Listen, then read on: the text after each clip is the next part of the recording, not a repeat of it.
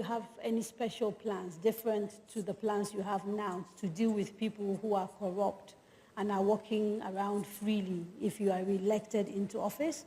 There was the issue of the connection between corruption and infrastructure.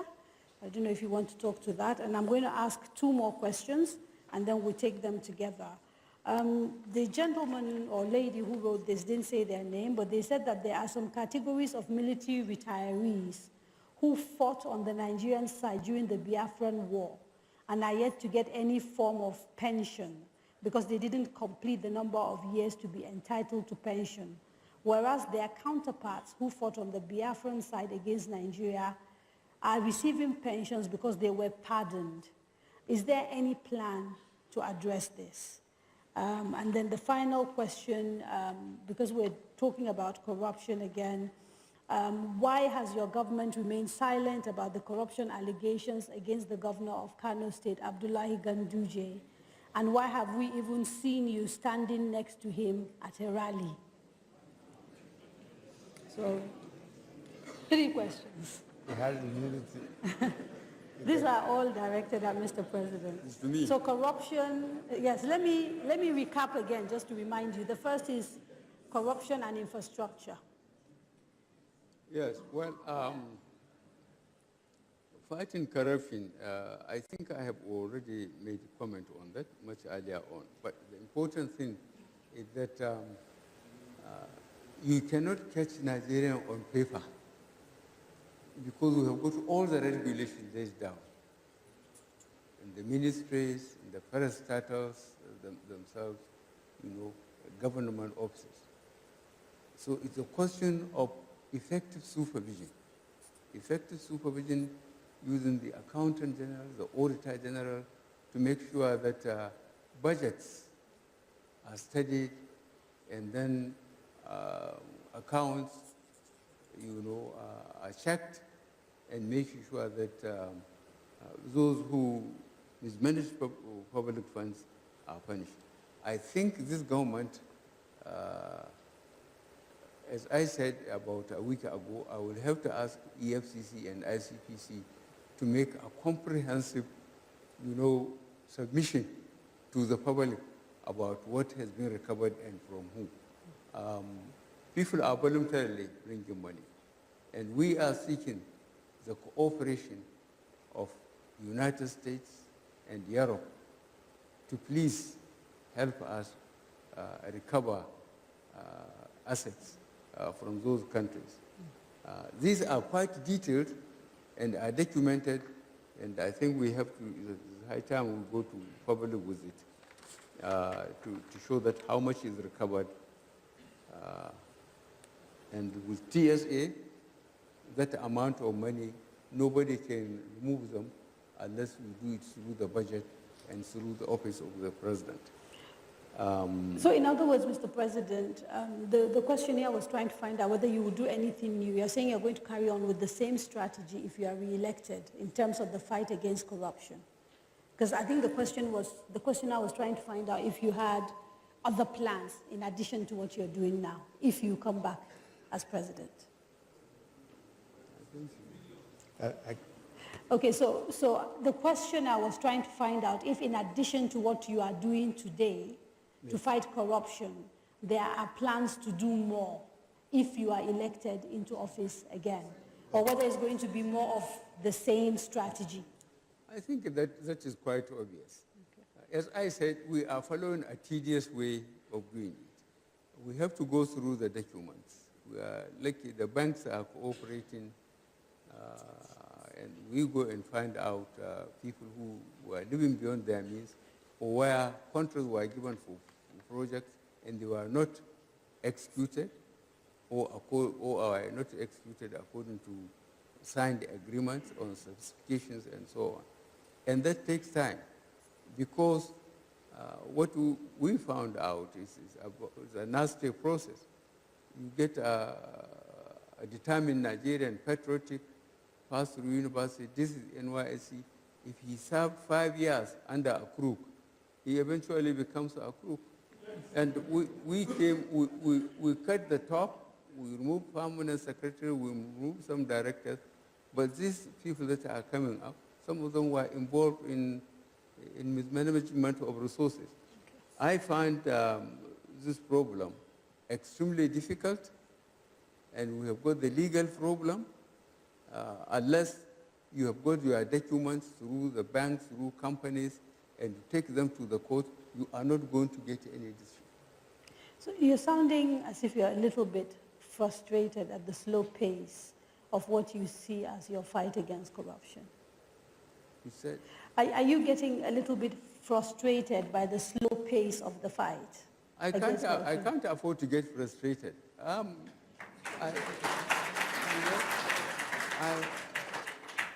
I keep on telling the law enforcement agencies, and the administrators in the ministries, it's their own responsibility, to document mismanagement, and if it has to come to presidency, let him do it. I can't ask, to be elected, on security, economy, and fighting corruption. And then I get frustrated because some people are not cooperating. I cannot afford. So there was the second question about Governor Abdullahi Ganduje of Kano and why we have not heard you make any comment on this matter. And people are surprised they saw you on a podium with him, raising his hand and campaigning with him. No, that's not true. No, I will defend myself on that. I haven't gone to Kano yet. Right. I have just gone to Kogi today, in my venue. That clip, somebody brought it me, how the governor of Kano said we're receiving dollars and smiling and putting it in his pocket. I don't know the extent of technology used, and I can't understand it. Now, because the State Assembly has taken it, they have gone to court, I decided, not to talk about it. And the State Assembly, constitutionally, they could have dealt with that. But then again, the matter was taken to court. Okay, but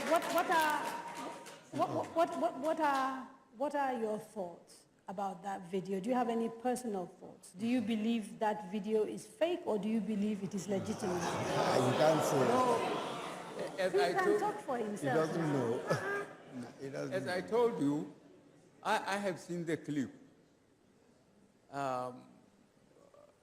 I don't know how much technology was used, but can Ganduje fail to trust somebody to get the money to him? He has to take it directly himself, smiling. I honestly am completely overwhelmed, and the system has given me some relief. It is in the court, it is in the State Assembly, so let them as much as possible deal with it. But Kano, this thing has received a lot of publicity, and I hope by the time I go on my campaign for re-election, there will be some answers from the courts or the State Assembly in Kano State about the performance of that. The final question, Mr. President, that I read earlier is to do with the military retirees. Can we please have some silence? Sorry, apologies. Yeah. So the question on military retirees who fought on the side of Nigeria but who didn't serve the requisite number of years and so are not receiving pensions, even though their counterparts, the same story, but they served on the side of Biafra, got pardoned and therefore are able to access pension. Do you have any plans for those Nigerian soldiers and how to help them access their pension? We are extremely concerned about the morale of not only soldiers, but retired people. I think if you are following up about 3 weeks ago, 2 to 3 weeks ago, what we did with the Nigerian Airways workers. We paid them, and I know the military, they are conducting check through military hospitals and record offices about people who are retired. And I think payments are being made even to the families of the deceased. There has been so much fraud from records, to physical, even wounded soldiers, those who were incapacitated. And this government is going back to the records, checking with the hospitals, checking with units and the record officers about soldiers. And I believe of recent, what we have done with the airways workers and so on, we are doing it in the military. It was a continuous exercise. And I believe the military are having confidence that now they are being looked after, especially the ones that were injured and they became disabled. We are revisiting all that. Okay, so since we're talking about disability, there was a question asked about a bill that was transmitted to you, the disability bill, which you have not signed. About? The disability bill that was transmitted to you by the National Assembly and which you haven't signed. Do you want to respond to that? It was asked by a gentleman. Yeah. Injured and rehabilitation. No, the disability bill. The one sent to the National Assembly. Yes. But disability bill. It's been sent to the president. I think we sent to the National Assembly. They returned it to you. I'm not aware of that. It's been returned. No.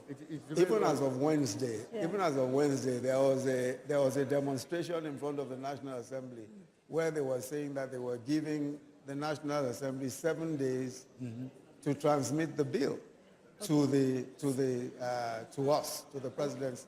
I'm not aware of that. Okay. We're not aware. Yeah, let me quickly ask you a few questions on the economy because we are running out of time and we have to round up very, very quickly.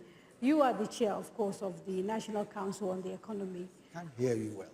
You are the chair of the National Council on the Economy, so yes. I want to direct this particular question to you, and it's been coming in through various means as well. When you came into government in 2015, you essentially came into office and there was an economy that was growing. Not long after that, we entered negative growth and then recession. How do you explain inheriting a robust economy and then going into a recession? Well, I think it's a very good question. But let me tell you, first of all, that as of 2013, the Minister of Finance, Ngozi Okonjo-Iweala, the then Minister of Finance, had already indicated clearly that the country was going into a recession. As of 2014, we were already going into about 3% growth, 4% as of 2015. As of the time when we took over office, it was very clear the direction that the economy of the country was going. At that time, we had external reserves of about $28 billion, when we were at the time earning between $100 and $114 a barrel. If you look at the figures, if you look at the growth figures were actually declining as of 2014, 2015. So it wasn't a question of the growth figures going up as of 2015 when we took over office. As a matter of fact, it was in decline. Now, what worsened the situation is that you would have expected that in the periods of prosperity, the 4 years preceding, when we earned $383 billion, that there will be some savings. Even the finance minister then, Okonjo-Iweala, complained that there were no savings and that there ought to have been savings.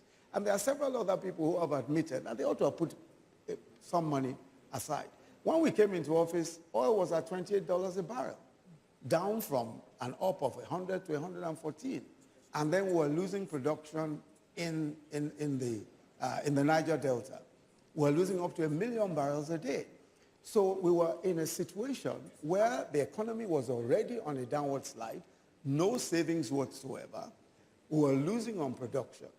So clearly, I mean, for a country that was solely earning money from oil, And when your oil is down to $28 a barrel, you're not producing up to 1 million, clearly you're going to enter into a recession. Those are valid Yes. points to make, but the argument has been that we kind of knew it was coming, and our way of handling it, particularly the confusing policies of the CBN at the time, eroded the CBN, and so led to capital flight and a whole bunch of other issues, thereby making a bad situation much worse. You take no responsibility at all. I don't agree with you. I don't agree with you. You see, the point of the matter is that it's easy to advance a point of view and say that that point of view is responsible for what we saw. And the point I was making to you is that there was a steady decline. Obviously, if the CBN took the view, for example, that at $28 billion in our external reserves, we have to rationalize foreign exchange in order to ensure that only those things that we needed could be imported. That's the point of view that they took. I think that whichever way you chose to slice it, we probably would have ended up in much the same place. What we did in order to be able to improve our circumstances was first to say, for agriculture, we decided that, look, from importing $5 million of rice every single day, we want to be self-sufficient in rice. So today, we're practically self-sufficient in rice. We're importing only 2% of what we used to import as of 2014. So, and we've saved so far $24 billion. Just give me a second. Okay. Compared to 2014, when we were earning $100 to $114 a barrel on oil, with 28 billion in foreign reserve, we have foreign reserve today in excess of 40 billion, earning 60% less. So I think we deserve, to a certain extent, we deserve, some bit of accolades for that. Just two quick questions. Are you at all concerned that over 20% of our budget, something like, I think, 2 million, just goes on interest to pay loans? Because that has been something that people has looked at as an indicator of the fact that our economy is a little bit less than healthy. That's number one. Then number two, on the issue of rice. On the issue of rice. There is some suggestion that there's a lot of smuggling of rice through our porous borders, and that's why the official numbers have actually gone down, but that we're actually still bringing in rice. It's just not coming through official channels. Okay. All right. Yes, sir. Let me take the first question on debt. Yes.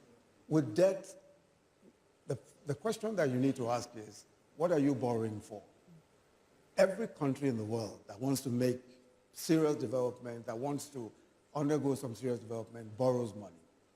We, at the moment, our debt to GDP is one of the lowest in the world. It's about 20%. And if you look at comparator countries, Ethiopia is in excess of 50%. Ghana, that people cite, is in excess of 60%. Several countries of the world, 70 and above. We are still very low debt to GDP. Now the point of the matter, the DMO, yes, for example, the recommendations that they've made about sort of the percentages we are already way over those recommendations. Is that not a problem? No. Let me tell you, let me explain so that you'll understand this better. Now, what you put aside to service your debt, right, the question you need to ask is, what are you spending on? What we are spending on is infrastructure.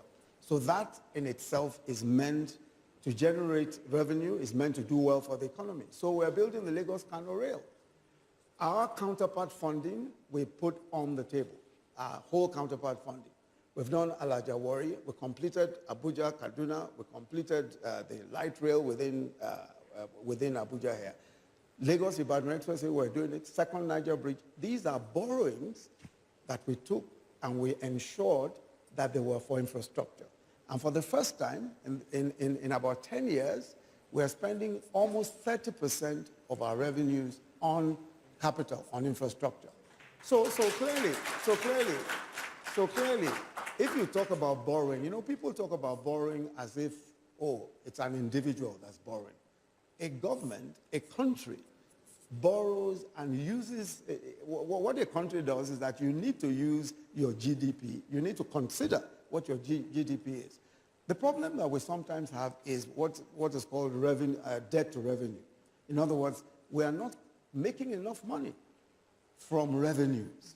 In other words, from taxes, we are not getting enough money.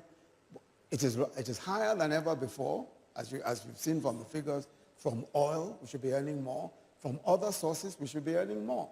So really what we should be doing, and this is what the government has been working on consistently, is earning more. So we have a debt to revenue issue. In other words, what we should be earning is much less than what our debt is.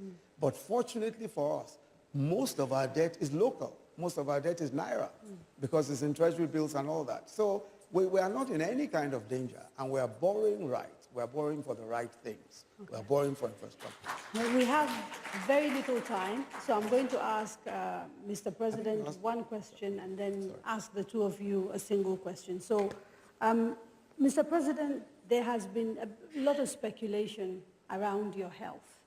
And the concern is that if you come and win a second term of office, whether you will be healthy enough to run. Are you okay? Will you be able to contest and run for office? That's number one. And the final question, and it's to the both of you, if you lose elections, will you accept and go back? If you lose elections, will you accept the results? Well, that sounds like if impossible. I think we have made our case. And I hope you will have time to watch my visits to Bauchi, to Kogi, and try and watch the other visits to the states, and then see whether I'm fit or not. The way I go around the stadium and respond to the cheers of voters and explain our position and explain to them where we found the country when we came 2015, where we are now, what we were able to do in between with the resources available to us. And I'm very, very satisfied with the reaction from the real voters.